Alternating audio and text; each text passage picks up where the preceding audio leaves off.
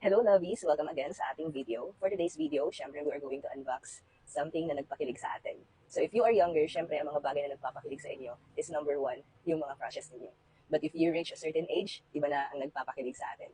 Gaya ko, I'm already, nasa age bracket na tayo ng 25 to 30. Kaya naman, iba na yung ating perception ng kilig. Alright? And ngayong araw, i-unbox natin ang isang bagay na nagpakilig sa akin ng sobra nung binili ko. Kaya naman, ready na ba kayo? If you are, then let's unbox my brand new air fryer. Yes, hindi tayo bumabata, lahat tayo tumatanda. Kaya naman, habang bata pa tayo, syempre kailangan na nating alagaan yung ating health. And alam naman natin, if we are into foods na laging priniprito, magkakaroon ng hindi magandang impact sa ating katawan. Kaya habang bata, alagaan natin ang ating mga kalusugan. That's why nag-invest ako sa ating air fryer. And excited na akong i-unbox ito dahil today, gagamitin na rin natin ito. So, ayan, ang ating air fryer, ang brand niya is Astron. And nabili ko lang ito sa Save More Market dito sa aming lugar. And alam niyo ba na 5.5 liters na ito, pero ang bili ko lang dito is 3,999. O, di ba? Swak na swak sa ating budget. Kaya naman, atin na itong i-unbox. Okay, so pagkabukas mo pa lang, makikita mo na dito yung manual ng ating air fryer. So, as you can see, digital functioning na ang ating air fryer. And nakalagay dito na extra large na siya since 5.5 liters na ito. Nandito na rin yung kanyang plate. So, ito yung ilalagay natin kapag gagamitin natin yung air fryer natin. Ayan, nandito na din yung kanyang warranty card. And napakaganda kasi well-packed naman siya. Ayan, excited na ako.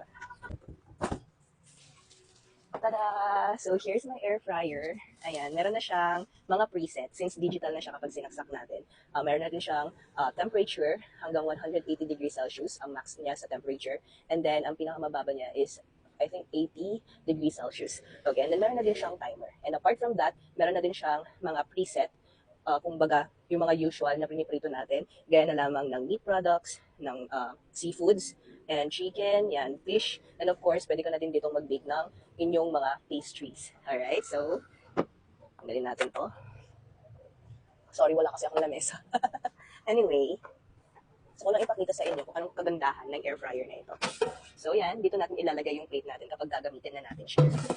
Try natin, isaksak, ne? Ayan, nakasaksak na siya. So, ilagay natin itong plate niya.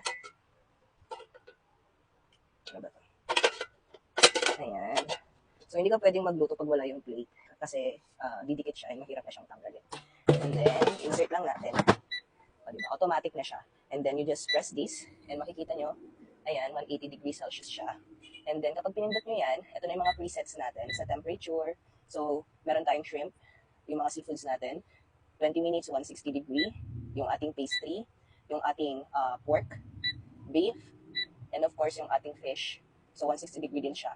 And then, kung ayaw mo naman gamitin yung preset, meron dito for the temperature, yung dalawang yan, ay, yeah, for the time ata ito, yan, time. And then, ito naman, yung sa temperature niya, high, low. Alright, so, gamitin na natin siya sa pagluto ng ating favorite boneless bangus. So, there, gano'n tayo ng ating boneless bangus.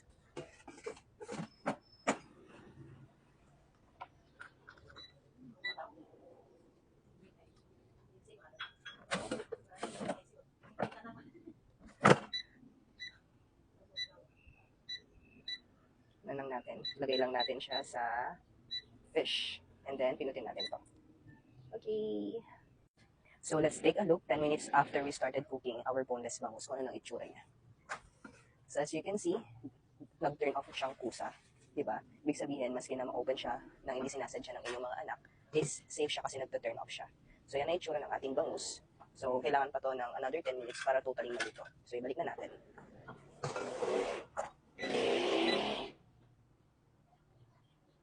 And magpo-continue lang yung ating thermostat and timer natin sa pagluto ng ating boneless bangus. Ayan, last 1 minute na lang, maluluto na yung ating boneless bangus. So, tapos na ang 20 minutes. Tingnan natin kung ano ng itsura niya. Medyo mainit na yung handle niya. Oh, di ba? Naluto niya, guys. Ganda ng pagkakaluto niya. Wala pa yung oil na nilagay. So, we cook it healthier than usual. So, let's try.